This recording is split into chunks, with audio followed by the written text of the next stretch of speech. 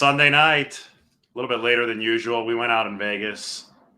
Nothing crazy. Trust me. New Year's was yesterday. It's 2023 now, and the 49ers have beaten the Raiders to move it to 9 straight wins.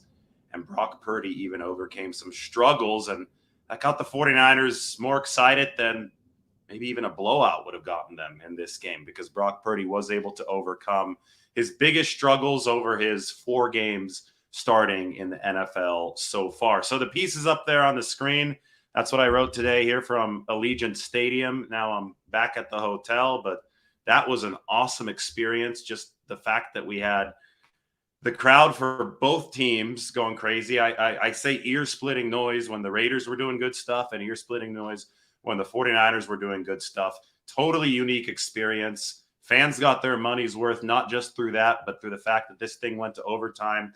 37-34. It is an epic result that you will remember for a long time, especially if you were there. There are games where you leave the stadium saying, I'm going to remember that 4 or 5 decades from now. And this was one of them, just to put that into perspective. There are also games that you're going to leave the stadium and say, I'm not going to remember it in 4 weeks. And the 49ers have played some of those this year, but not recently. On this 9-game win streak, they played some entertaining games. They've been blowing teams out. Their combined average margin of victory over the win streak up until this game against the Raiders was 17 points, yet they had kept it memorable. Well, this game was a different gear, but even more memorable because it was close. They win this one in overtime. It seemed that they were trying to snatch defeat from the jaws of victory at times. They did snatch victory from the jaws of defeat at others, and ultimately what happened is that they prevailed in this one in overtime, and there are big-time playoff ramifications as the 49ers now. Why don't we get this open? Why don't we go to the NFL playoff picture and just put it up on the screen to see where the 49ers would be if the playoffs were today. All right, here we go. Playoff picture is ready. NFC is on the right. The number 1 seed is the Eagles. Look at the new number 2 seed, the San Francisco 49ers at 12-4. I remember through the dynastic years, Joe Montana, Steve Young, 12-4 back when they played a 16-game regular season in the NFL. 12-4 was a really good record. The 49ers finished 12-4 several times. Now, obviously, there's that 17th game, so to even 12-5 is good. But the 49ers are 13.5-point favorites against the Cardinals. So they will very likely end up 13-4. And the question is, will the Eagles also end up 13-4? They play the New York Giants next week. If they both end up 13-4, the 49ers will hop up to number 1 and have a first-round bye in the playoffs. But we don't know if the Eagles are going to lose next week. So for now, the 49ers have passed the Vikings, who lost to the Packers today. The 49ers beat the Cardinals, a game in which they're 13.5-point favorites. They will stay at the number 2 seed. The Vikings at the number 3 seed after having clinched the NFC North. The Buccaneers have now clinched the NFC South. They are locked into the number 4 seed and a home game in the playoffs. So how does this work? Well, the 2 seed is going to play the last seed in, the 7 seed. Currently, the 7 seed, if the playoffs end it or start it right now, would be the Seattle Seahawks. So you'd have a 49ers Seahawks wildcard game at Levi Stadium, the 3rd matchup this season between the 2 teams, if the playoffs start it right now. But that's not the way this is likely going to shake out. Based on what I understand, if the Packers win next week, they are in.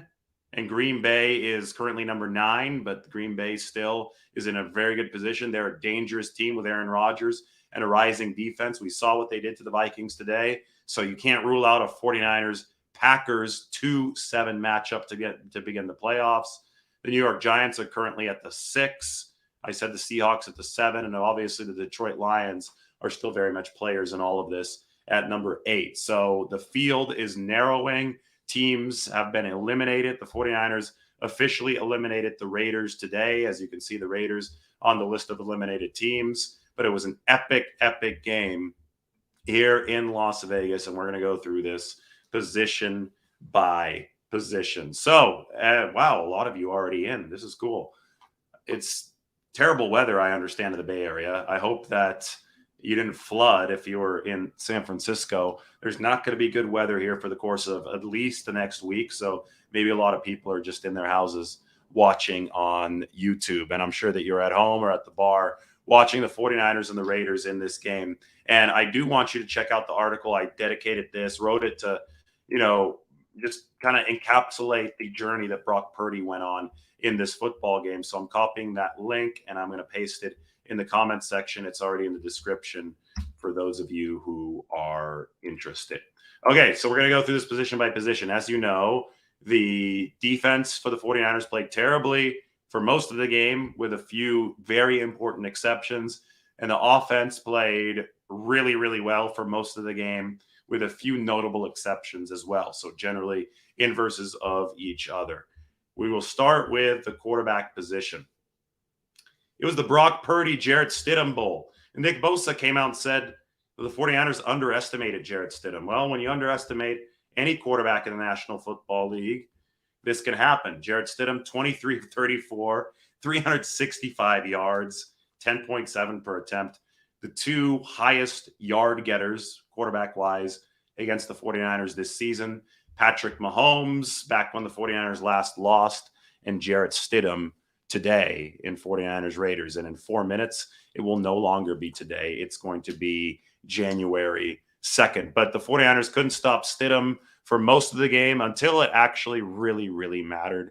They got that. I mean, they had a strain to get that pressure on him. One issue that the 49ers had in this one was that the coverage wasn't fueling the rush. And I've said it for a while now.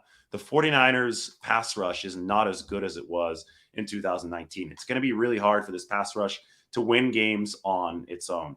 They have to, A, stop the run, to be disciplined in coverage. So you stop the run with your pieces on the front so that the back end doesn't have to bite on a lot of the run fakes. 49ers did not do that out of bed today. When you talk about underestimating Jarrett Stidham, I think that the 49ers thought that it was just going to be handoff from Josh McDaniels, and possibly, a few safe play fake throws. Maybe the Marcus Mariota game plan that we saw the Falcons operate against the 49ers back in week 6. Well, to the 49ers' chagrin, that was not the case. Jarrett Stidham came out firing, and we saw the Oakland Raiders come out just suckering the 49ers into a run game that the 49ers expected to see. I mean, Josh Jacobs is the leading rusher in all of football. So it was, I think, a very logical progression for the 49ers to think that the Raiders with a backup quarterback were just going to run Jacobs all day. But the 49ers just were not disciplined enough and not ready for when the Raiders changed that up and started throwing over the top. We saw it on the Darren Waller first touchdown. Then we saw Jarrett Stidham start running the football, ton of first downs with his legs. I mean, Nick Bosa said it best. He said any quarterback could run through the lanes of the 49ers defense and defensive line had provided. He said even Tom Brady would be running for big gains through those lanes. So the lesson for that is that the 49ers need to tighten things up defensively. And we'll get to that. But right now we need to say Jarrett Stidham, who entered this game with only 61 career pass attempts, definitely caught the 49ers off guard. Good news for San Francisco. Brock Purdy was awesome on the other end. Purdy was, by awesome, I mean this was not his most efficient overall game, but this was his most resilient performance so far. And that's what I wrote about. Brock Purdy overcame struggles in the 49ers' epic outburst against the Raiders, and the struggles came late in the third quarter, early in the fourth. He missed George Kittle on the interception, threw it too short.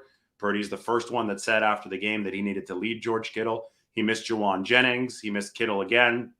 Those were chances to A, take the lead, B, and C, to put the game away sooner than the 49ers put it away.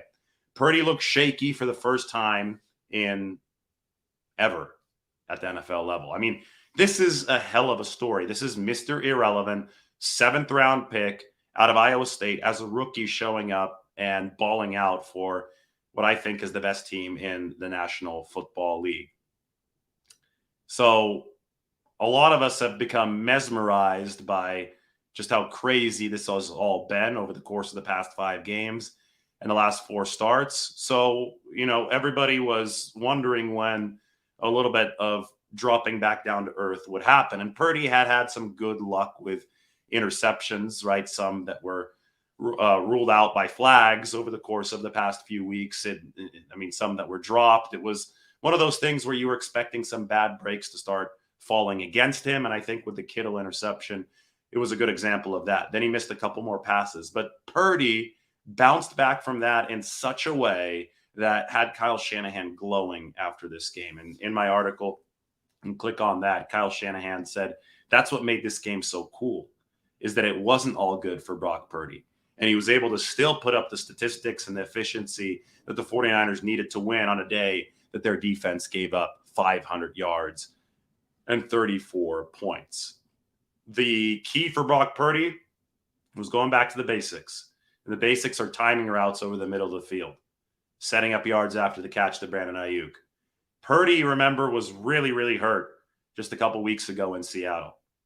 Was it barely able to throw more than 10 yards during warmups? He had to get an injection. He has regained that oblique strength as his body has healed. With that, there's been more practice time. More practice time means better timing work at practice because you need more of that. And that timing work has translated into what we saw today, 9 catches for 101 yards to Brandon Ayuk. Almost all of that was pristine timing work, except for that last catch that Purdy got hit, and it was meant to go to George Kittle. It floated up in the air. Ayuk was able to grab it. But the final line for Brock Purdy, 22 of 35, 284 yards, 2 touchdowns, a bad interception. But overall, Brock Purdy has the highest quarterback rating of any QB in the NFL over the past 4 weeks. And that is since the time that he's been starting at the NFL level. That is a sensational number. It's a 112.4 rating for Purdy. He's been efficient. He has been the answer that the 49ers needed after Jimmy Garoppolo got hurt. They're still hoping, obviously, that Jimmy Garoppolo heals as quickly as possible because you want as much quarterback depth as you can possibly muster to enter this playoff challenge. But the story of Mr. Irrelevant turned Mr. Relevant just gets better by the week. And this time it was even more compelling because of the adversity that he overcame. And, he even shouted out to Brian Griese after the game, said that Brian Griese was on the sideline telling him, hey, just go back to the basics, do what you're doing in practice, get on schedule. And that really, just brought Brock Purdy back to his solid footing. And it's a good illustration of why the 49ers brought in Brian Griese as their quarterbacks coach. He's been there and done that before. Brian Griese obviously was Tom Brady's predecessor at Michigan. Gives you an idea of how long Tom Brady's been around the league. But then he started the league under Mike Shanahan as John Elway's backup in Denver. So he knows the scheme. And then he knows what it's like to be behind a quarterback, an established starter, and he knows what it's like to take over for that starter. Purdy has obviously done both already this season for the 49ers within the context of Kyle Shanahan's scheme. So working with Brian Griese is definitely something that, has offered him a wealth of experience, past experience, that is very relevant to what he's doing now. So no surprise that Brock Purdy came out and said that Brian Griese helped him on the sideline in this game. All right, let's move over to running back. McCaffrey, 19 carries, 121 yards, 6.4 per carry.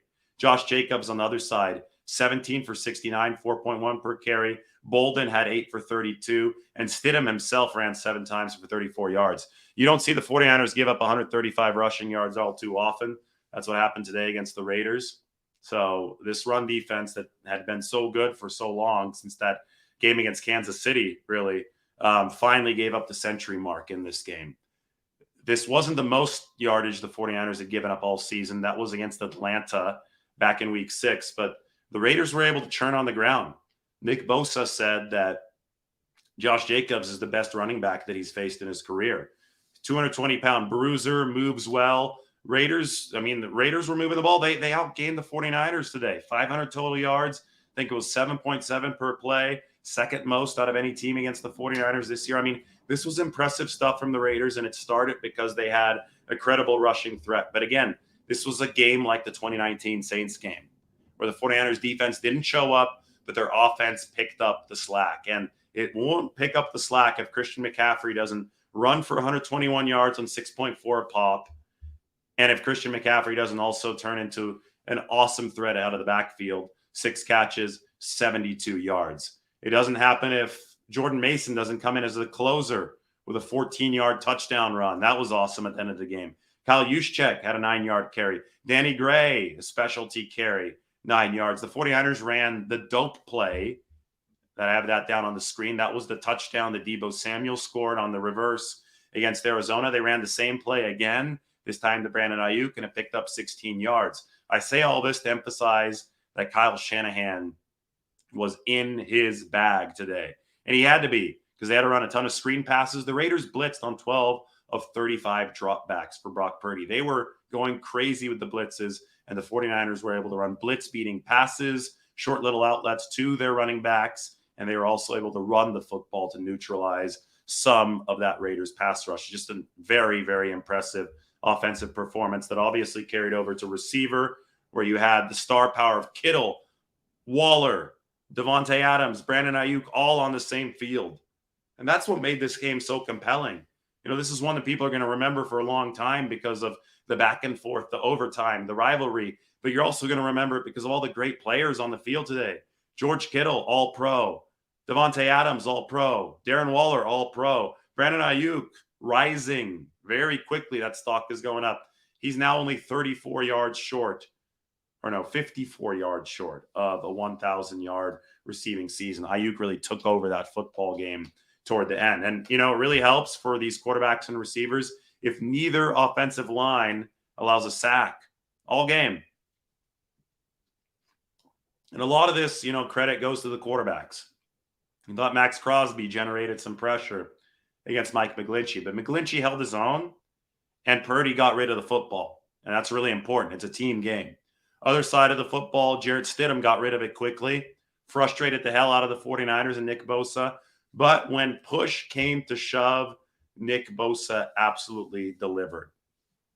Bosa wasn't getting around Colton Miller, the Raiders' left tackle, in time in this game. Stidham was getting rid of the ball quickly. 49ers coverage wasn't really helping the rush out the way that they should be helping him out. So when Bosa was trying to do a speed move, when he was trying to evade Colton Miller, the path from line of scrimmage to QB was elongated. He wasn't getting there in time. But when the game hit crunch time, Nick Bosa made the adjustment. He said, okay, I can't get to this QB in time because he's getting rid of the ball too quickly. I'm going to do the next best thing.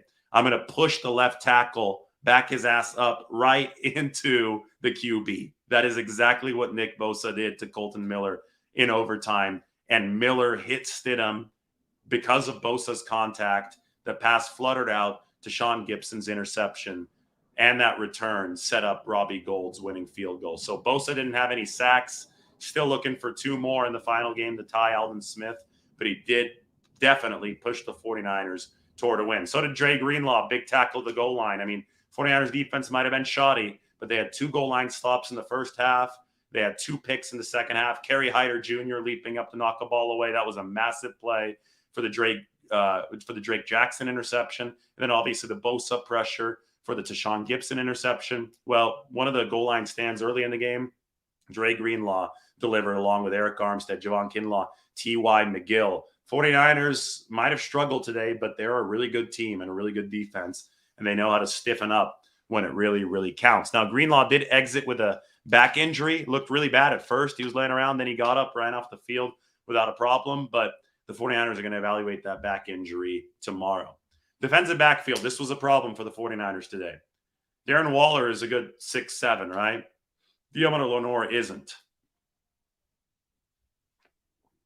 In those awkward times that you had Waller on a smaller DB for the 49ers, they really struggled. Big reason why Stidham threw for 365. Devontae Adams is a mismatch for anybody. Perhaps the 49ers should have followed him around a little bit more with Charvarius Ward, because I thought that Devontae Adams got a little too much time against Diamond Lenore. But we'll see if, this is a good trial run for the playoffs, so the 49ers are going to face a lot of talented receivers. We'll see how D'Amico Ryans defends that moving forward. But, I mean, even Ward got beat when he was up against Adams. Devontae Adams is really damn good. Shout out to Fresno State. But that touchdown in the first half taps the toe in. That deep catch ahead of the touchdown that tied the game in the second half, awesome, awesome play against Diamond Lenore for Devontae Adams. So, I mean, you just have to tip your cap at some point. Fred Warner is one of the best middle field defenders in football, but that game-tying touchdown from the Raiders was set up by the pass interference, which was a good call because Darren Waller's a giant. So the star power in this game offensively definitely overshadowed the star power in this game defensively. But the 49ers do need to set things up a little bit better for Lenore and maybe even Hufanga. But with Hufanga, he just can't be as aggressive, can't bite on the play fakes. He's got to be at least somewhat committed to the coverage responsibility because it was Waller who beat Hufanga on that first drive. Diamond Lenore, they say defense is only as good as its worst cornerback. Well, that was definitely true today. But he had been on an upward trajectory entering this game. So you have to take things for perspective, right? Zoom out, realize that this is one of 18, one of 17 regular season games, one of many more if the 49ers make a run in the playoffs. They've already had poor games defensively this year, but they've certainly had many more good games than poor games this season. So, logical brain, smart brain tells you that the 49ers will bounce back from this and perhaps Diamond Lenore will play much better moving forward. Certainly will help to not have to face Devontae Adams because this guy, I mean, he cooked him today. Devontae Adams could cook anybody. He doesn't even need to cook somebody, and he could still make great, great catches. Special teams. I mean, the 49ers needed to bounce back in every single phase of the game. They certainly did on special teams. Robbie Gould missed the field goal that could have won the game, 41-yarder. He nails through the field goal that does win the game in overtime, a shorter one. But still, hat tip to the 49ers. I mean, special teams was really good today. Ray McLeod, a big kickoff return. There was one bad punt at the end of the first half from Mitch Wishnowsky that set the Raiders up. So special teams wasn't perfect. But for the most part, the 49ers did get the job done despite the blemishes. And that was the story of this game. 49ers getting stuff done despite the blemishes. Brock Purdy overcoming struggles. Defense giving up 500 yards, but still finding a way to notch 2 goal line stops and 2 interceptions. That's 4 turnovers in essence, right? Special teams, Robbie Gould able to knock through the kick after he missed the first one. The 49ers are resilient. Resilience wins championships, and they're also a team that's complementary. They can play offense. They've been the number 1 offense since they last lost in week 7. They've been the number 1 defense since they last lost. And they've been a top 5 special teams unit. And, we didn't see the number 1 defense today, but maybe we did on a select few plays. Those 2 interceptions, those 2 goal line stands, that was that number 1 defense showing up just enough to deliver today. Because today they had the benefit of an offense that was out there, out for blood, ready to score 30 plus. Special teams, maybe not great with that Robbie Gould miss, but they did the other stuff generally well, and they ultimately came through. So this was good stuff from the 49ers. Don't let anybody tell you otherwise. They win a rivalry game on the road. They've won 9 straight. You've got to be a really good football team to win 9 straight in this league, and the 49ers are now the 2 seed. All right, I might answer a question or two, but I also would rather maybe just go lay down. It's been a long day, long week, long month, long season for me. Subscribe to the channel, though, right now, and subscribe to the Athletic. Article is up on the screen. Yeah, I mean, Mike Ortaza right here. What's up, Mike? Warner felt like a firecracker all over the place, and you mean that as a negative. The penalty was bad, right? The face mask against Renfro, that gave the Raiders second life. Although that was the first time that the 49ers, really started getting the Raiders into consistent 3rd and longs. And although they blew that one by the face mask penalty on Warner, once the 49ers started getting the Raiders into more consistent 3rd and longs, they started making their comeback. They're down 24-14 right after the Devontae Adams 60-yard touchdown. But then they started making stops. Then, the offense, despite some of those struggles while Brock Purdy was misfiring, kept its foot on the gas elsewhere, and then Purdy put his foot back on the gas late, and the 49ers outscored the Raiders 23-10 down the stretch of this game to win it. At one point, I think it was a 23-3 run for the 49ers or a 20-3 run for the 49ers. So this was really, really good, impressive stuff. Hufanga, Lenore, the weak links on the D. Yeah, I mean, you're only as good as your worst cornerback. So I mean, the 49ers have had serious injuries, and a lot of them at that cornerback position. So no Mosley, no Verrett. You're down to Lenore. It's tough, but you got to fight through it. And Jackrabbit Jenkins is waiting in the wings, but I think that Kyle Shanahan is going to stick with the element of Lenore. It's a tough game. They happen. It's the NFL. Devontae Adams is a really good football player. Darren Waller is really hard to cover. I wouldn't read all too much into it. This is a good one. Imagine if the 49ers didn't pick up Ward this offseason. Secondary would be in big trouble. You'd be back to where they were last year. And they weren't as good of a team last year, right? They had Ambry Thomas sealing the trip to the playoffs. And the pass rush was a little bit better last year. But the defense ended up losing the NFC Championship game because they couldn't cover Cooper Kupp and Odell Beckham Jr. So Charvarius Ward was a big-time pickup this offseason for the 49ers. And his team is much better than it was last season. Last year, they squeaked in at 10-7. This year, they're going to get into the playoffs. I'll say it right now. They're going to beat the Cardinals next week. They're not going to lose to Arizona. So this year, the 49ers are going to be 13-4. That's a 3-win improvement in the regular season over last year. And Charvarius Ward is a big, big part of that.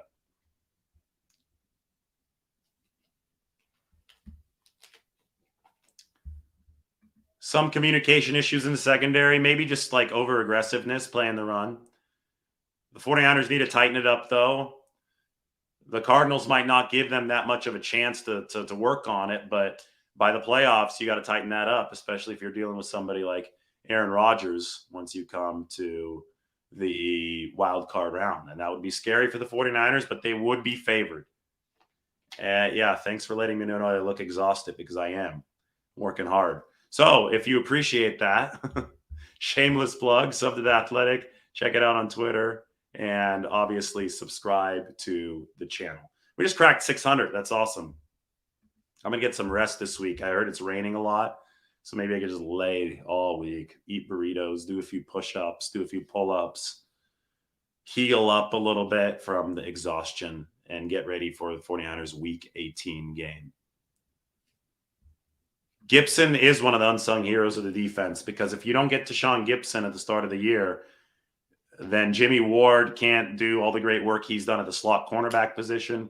Gibson has picked off a ton of passes at safety. He knows where to be. Veteran presence, decent tackler, might be a step slower than he used to be, but he's been a big, big part of this 49ers defense. Hell yeah, give me some likes. Smash that like button. The D-line did not get to Stidham. You are correct. Even good defenses have bad games, though.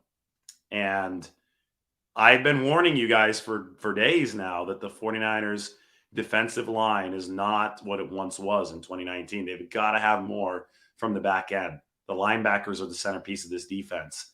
And today they didn't get enough. The coverage did not fuel the rush enough for the 49ers in this game. There's no way the 49ers are getting flexed to prime time. Nobody cares about the Cardinals in Week 18. I'm guessing Sunday, 1 p.m. We'll see for sure tomorrow if it's Saturday or Sunday. Raiders' offensive line is good. I mean, they've invested there. They've got some good players. Colton Miller's developed. 49ers were able to pressure Stidham when it mattered, but that was about it. All right. That's going to be it for me. 49ers, Raiders, epic look back. Go ahead and check out the article up on your screen. It's been fun. Nice 30-minute show. Sub to the channel. Check out all the, I did shows from Allegiant walking out of the stadium. It was amazing. Cool spot, amazing atmosphere. And trust me when I say this is one of the games that you're going to remember a few decades from now. 49ers 37, Raiders 34. It was awesome at Allegiant Stadium. Like the video, sub to the channel. Do it right now. I'm going to go get some rest. Everybody take care. Good night from Las Vegas.